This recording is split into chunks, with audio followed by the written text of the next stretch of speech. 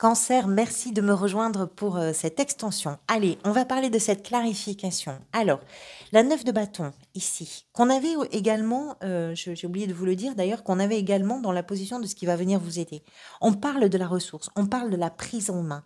Ça vous fait peur? Eh bien finalement, non. Vous prenez les choses en main avec beaucoup de maturité, hein.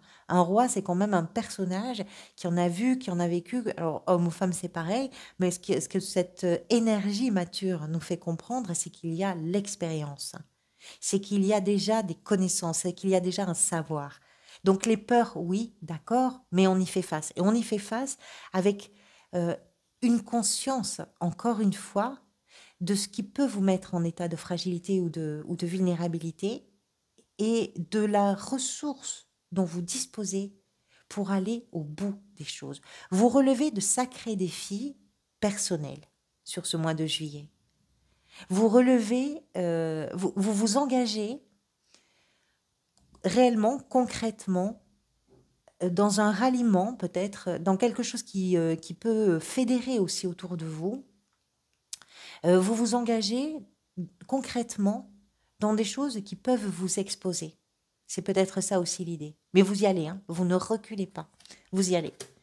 L'ermite ici, avec la tempérance, on parlait avec tempérance de la fluidification, de l'harmonisation, de la douceur que l'on peut amener ou de l'énergie qu'on peut parfois amener pour que les choses puissent se passer dans les meilleures conditions possibles. L'ermite nous permet de comprendre que vous avez pris du recul et que vous avez fait preuve, je dirais, de sagesse par rapport à des situations. D'abord parce que vous avez fait l'effort de les comprendre. Avec l'ermite, il y a toujours une quête de vérité, c'est-à-dire de compréhension de ce qui se joue réellement. Et s'il y a des moments, ça doit égratigner un petit peu notre pensée ou notre ressenti, c'est pas grave, on est capable de faire ce travail de conscientisation, de prise de conscience, pour poser un regard beaucoup plus juste sur ce que l'on vit. Et ce regard juste permet de s'adapter. Et c'est ça que vous avez su faire, c'est ce chemin, c'est ce travail de compréhension. Peut-être qu'il vous a coûté un peu, mais vous l'avez fait. Et vous avez apporté des réponses importantes. Je pense que vous avez eu des questions. Souvent avec l'ermite, on parle de questions existentielles, de questions fondamentales, parce qu'elles vont vous permettre à vous de vous projeter différemment dans vos expériences de vie et de vous engager aussi différemment. Dans ce que vous désirez le plus, avec la grande prêtresse, on retrouve la tour que vous aviez donc le mois d'avant. La tour, c'est dans ce que vous désirez le plus. C'est pas rien, hein. C'est pas rien. Pourquoi? Parce que ce que vous désirez, c'est comprendre, c'est flairer ce changement. C'est flairer ce qui va être complètement différent. C'est comprendre intuitivement, avec sagesse, avec douceur aussi, avec une forme de bienveillance, comprendre intuitivement ce qui est en train de changer de façon parfois un peu brutale. Dans ce que vous désirez le plus, c'est peut-être aussi restructurer quelque chose. Puisqu'on parle de régénération avec le jugement, c'est peut-être aussi faire confiance avec cette grande prêtresse à votre intuition pour vous permettre de reconstruire sur ce qui s'est terminé, sur ce qui s'est peut-être effondré, sur ce qui fait que ça a été complètement déstructuré et que c'est en train de se restructurer.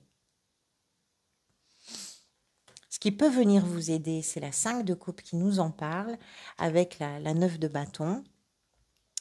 Vous tenez bon. Alors la 5 de coupe, on est davantage dans l'espace un peu émotionnel, hein, du tarot. Cette 5 de coupe, elle révèle aussi une forme d'instabilité pour le coup, donc émotionnelle. Elle nous parle du fait de regarder toujours un petit peu en arrière et de ne pas avoir, on en parlait avec la sphère professionnelle, de ne pas avoir forcément cette capacité à se projeter dans l'instant présent. Et peut-être que là, ce qui va venir vous aider, c'est de mettre un petit coup de pied à ce qui ne cesse de vous retenir en arrière, en vous disant oui, mais avant il y avait ça et maintenant ça n'y est plus, oui, mais avant on pouvait, mais maintenant c'est plus, etc.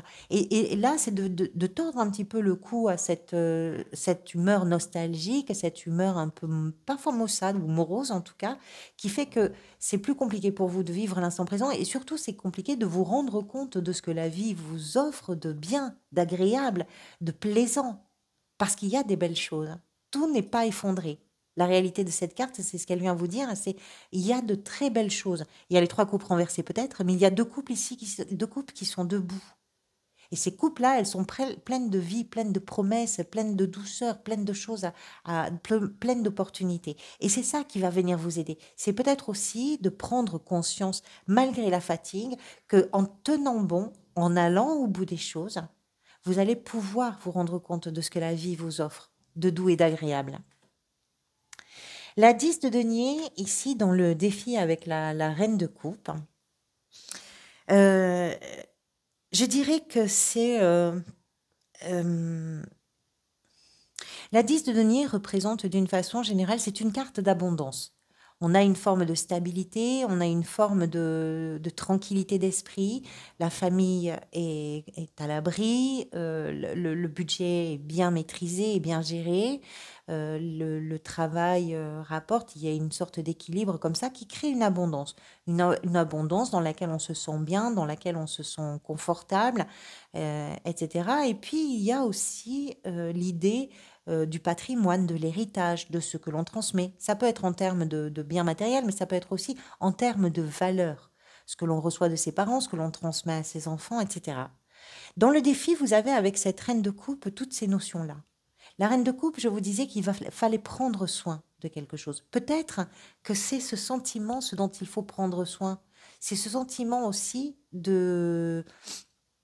euh, alors, sécurisant pour vous que les choses sont bien gérées. Et peut-être aussi que c'est si vous laissez s'exprimer les émotions de façon un petit peu désordonnée, j'ai envie de dire, de façon un peu aléatoire, c'est quelque chose qui peut, pas de façon totale bien sûr, mais qui peut venir questionner ou fragiliser ou déstabiliser un petit peu ce socle tranquille sur lequel vous vous trouvez peut-être actuellement.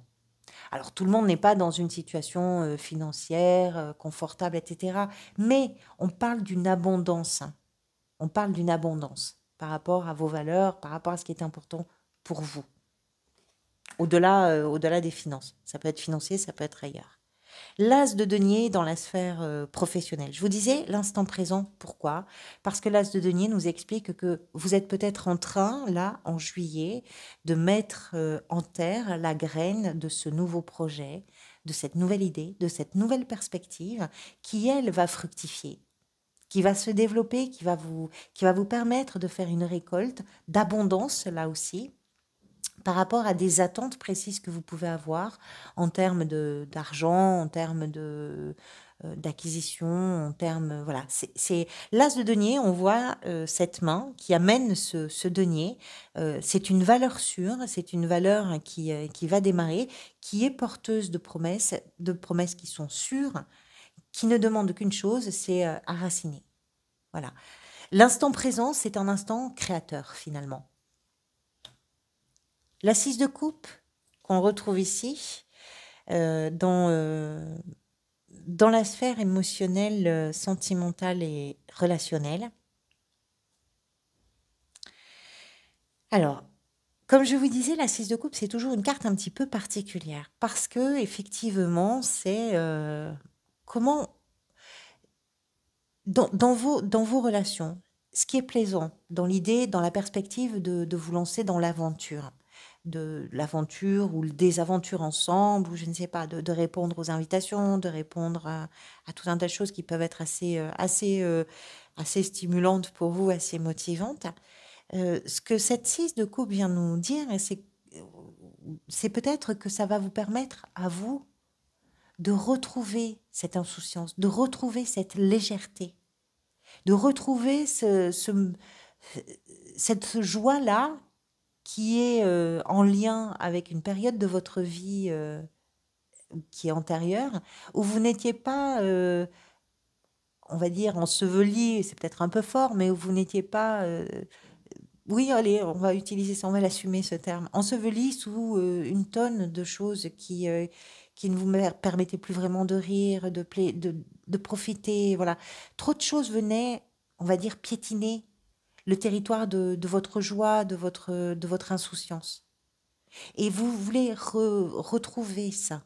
Donc vous répondez à ce qui peut peut-être rappeler ça, vous rappeler ça, à ce qui va vous permettre à vous de profiter avec beaucoup d'insouciance de certaines choses, avec cette légèreté. Dans ce qui est peut-être en train de se passer et de se manifester, le fou, donc l'arcane qu'on retrouve pour le mois d'août, c'est le début d'une nouvelle aventure. Clairement, c'est posé. C'est le début de quelque chose. Il y a quelque chose de nouveau qui commence. Mais ça vous demande de traverser ce mois de juillet en mettant vraiment à terre ce qui ne tient plus la route pour vous permettre de vous projeter vraiment dans le début, dans un nouveau départ, dans le démarrage de quelque chose, dans la naissance de quelque chose. Ce qui est intéressant avec cette carte aussi, c'est que contrairement par exemple à la tour et au jugement qui nous parlent d'une énergie un petit peu parfois complexe à traverser, ici il y a beaucoup d'insouciance parce qu'il y a un sentiment de liberté. Vous vous donnez une nouvelle liberté. La 3 de coupe avec la 7 de denier, on parlait d'un bilan. Ce bilan, c'est quelque chose qui peut être renforcé parce que vous le partagez en fait avec des personnes qui vous sont proches et qui vont vous permettre aussi peut-être de réfléchir les choses. Parce que ça va vous... Le fait de partager, le fait d'en parler, le fait de vous retrouver avec des personnes qui sont importantes pour vous, hein, on voit ces trois personnages lors de moments festifs, lors de moments de célébration, lors de retrouvailles, peu importe, on voyage, on va se voir les uns les autres ou on profite d'une soirée ensemble.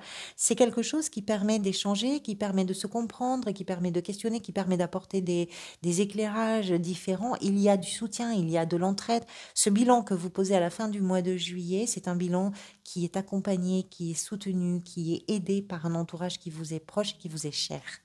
Voilà pour vous. Merci encore beaucoup, beaucoup pour votre présence. Encore une fois, je vous souhaite un très, très joyeux anniversaire et je vous retrouve bientôt. Prenez soin de vous.